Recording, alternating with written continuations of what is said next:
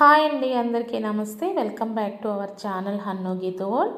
ఈరోజు మన హన్ను గీతు వరల్డ్ కిచెన్లో ఎన్నో పోషక విలువలు కలిగిన మఖానాతో కాజు మఖానా మసాలా కర్రీ ఏ విధంగా చేయాలో చూపించబోతున్నాను. మన రెస్టారెంట్కి వెళ్ళి ఎంతో ఖర్చు పెట్టి తినాల్సిన అవసరం లేకుండా రెస్టారెంట్ టేస్ట్తోనే ఇంట్లోనే ఈజీగా చేసుకోవచ్చు. ఇలా చేసుకుంటే మన ఇంటిళ్ళ పాది కూడా అందరం తినొచ్చు, అలాగే చాలా టేస్ట్గా కూడా ఉంటుంది. మరి ఈ ప్రోటీన్ రిచ్ ఫుడ్ అయిన ఈ మఖానా కోసం ముందుగా స్టవ్ ఆన్ చేసుకుని ఒక కళాయి తీసుకుని 1 టేబుల్ స్పూన్ వరకు నెయ్యిని వేసుకోండి. దీనిలో 1 కప్పు మఖానాన్ని వేసుకుని వేయించుకోవాలి.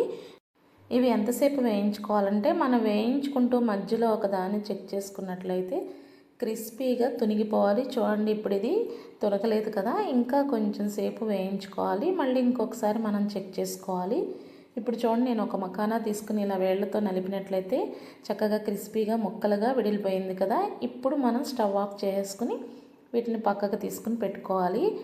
ఇప్పుడు మనం ఈ 50 గ్రామ్స్ మఖానా కోసం ఒక మీడియం సైజు ఉల్లిపాయని అలాగే ఒక మీడియం సైజు టమాటాని తీసుకుంటే సరిపోతుంది.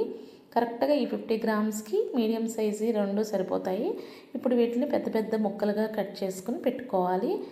ఇప్పుడు అదే పాన్లో ఒక 4 నుంచి 5 టేబుల్ స్పూన్ల ఆయిల్ని వేసుకుని ఆయిల్ హీట్ అయిన తర్వాత మనం కట్ చేసి పెట్టుకున్న ఉల్లిపాయ ముక్కలను వేసుకుని అలాగే దాంతోపాటు ఒక 6 జీడిపప్పు పలుకులను వేసుకున్నాను. నేను హోల్ జీడిపప్పు తీసుకున్నాను, బద్దలు కాకుండా ఒక 6 తీసుకున్నాను. అదే మీరు జీడిపప్పు బద్ద అయితే కనుక ఒక 10 నుంచి 12 వరకు వేసుకుంటే సరిపోతుంది.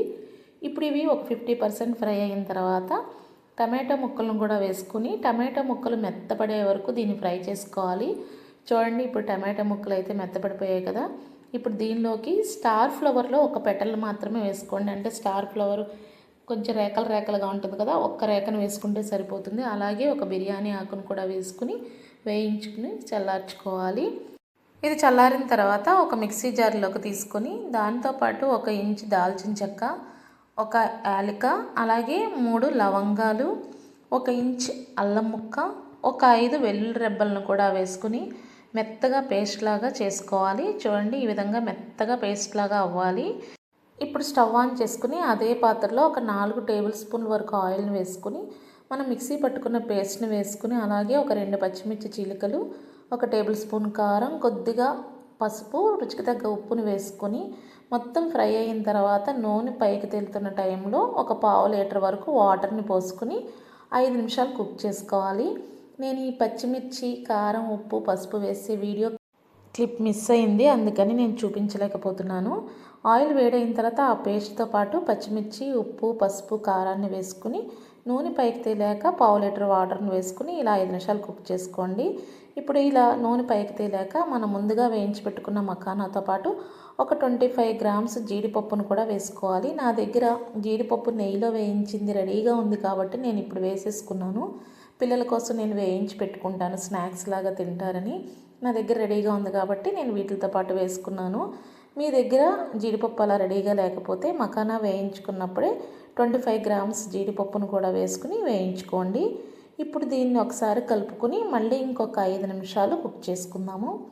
ఇలా 5 నిమిషాలు కుక్ చేసుకున్న తర్వాత మఖానాని ఒకసారి చేత్తో నలుపుకొని చూసుకుంటే మెత్తగా చితికిపోవాలి. అప్పుడు చక్కగా ఉడికినట్టు. మన ఈ గ్రేవీలో మఖానా వేయగానే తక్కువ టైంలోనే ఉడికిపోతుంది, ఎక్కువ టైం అవసరం లేదు. గ్రేవీ కన్సిస్టెన్సీ మరీ చిక్కపడకుండా ఈ స్టేజ్లోనే కొద్దిగా కొత్తిమీర అలాగే కొంచెం కసూరి మేతిని కూడా నలుపుకొని వేసుకోవాలి.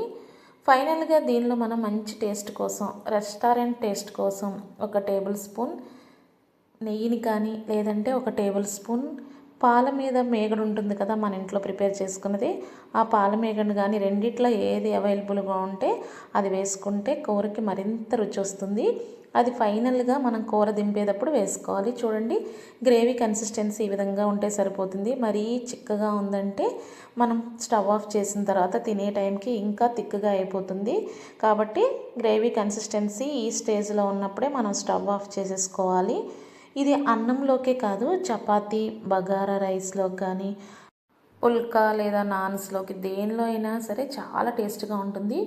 ఇది తింటుంటే నాన్ వెజ్ ఫీల్ని ఇస్తుంది అనమాట. నాన్ వెజ్ తినని రోజుల్లో ఈ విధంగా చేసుకుంటే మీరు నాన్ వెజ్ తిన్నట్టే ఫీల్ అవుతారు, అంత బాగుంటుంది. ఈ మక్కానాని మనం వేయించుకునేటప్పుడు నెయ్యి వేసి వేయించుకుంటాం కదా, అందుకని దానికి మరింత టేస్ట్ వస్తుంది. అలాగే ఫైనల్గా నెయ్యి వేయడం కూడా కూరకి చాలా రుచి వస్తుందన్నమాట. కాబట్టి నెయ్యిని వేయడం మాత్రం మర్చిపోవద్దు, అదే మంచి రుచినిస్తుంది. ఇప్పుడు ఈ కర్రీని వేరే బౌల్లోకి ట్రాన్స్ఫర్ చేసుకుందాము. ఇంతేనండి, ఇలా సింపుల్గా పూల్ మఖానా కాజు కాంబినేషన్లో కాజు మఖానా మసాలా కర్రీని రెస్టారెంట్ టేస్ట్తో ఈజీగా తక్కువ ఖర్చుతో ఇంట్లో అందరూ తినే విధంగా చేసుకోవచ్చు. ఒక్కసారి ఈ స్టైల్లో మీరు వండారంటే ఇంట్లో వాళ్ళు దీనికి ఖచ్చితంగా ఫ్యాన్స్ అయిపోతారనమాట, అంత బాగుంటుంది. నాన్ వెజ్ తినని రోజుల్లో ఈ విధంగా వండుకోండి, నాన్ వెజ్ ఫీల్ అయితే ఖచ్చితంగా ఉంటుంది. ఈ మఖానాన్ని దేంతో తయారు చేస్తారో కొంతమందికి తెలుసు, కొంతమందికి తెలియదు, వాళ్ళ కోసం చెప్తున్నాను. ఈ మఖానాన్ని తామర గింజలతో చేస్తారు. ఇది చాలా కాస్ట్ కూడా ఉంటుంది, అలాగే మంచి పోషక విలువలు కలిగిన ఫుడ్ కూడా. అందుకని దీన్ని కంపల్సరీగా డైట్లో యాడ్ చేసుకోండి. అప్పుడప్పుడైనా తినటం వల్ల హెల్త్ బెనిఫిట్స్ అయితే ఉంటాయి. మరి మా ఈ రెసిపీ కనుక మీకు నచ్చినట్లయితే ప్లీజ్ మా హన్ను గీతు వరల్డ్ ఛానల్ని సబ్స్క్రైబ్ చేసుకోండి. ఈ రెసిపీని మీ ఫ్రెండ్స్ అండ్ ఫ్యామిలీకి షేర్ చేయండి, లైక్ చేయండి, అలాగే కామెంట్ చేయండి. లైక్ చేయడం మర్చిపోవద్దు. Thank you for watching. Bye bye.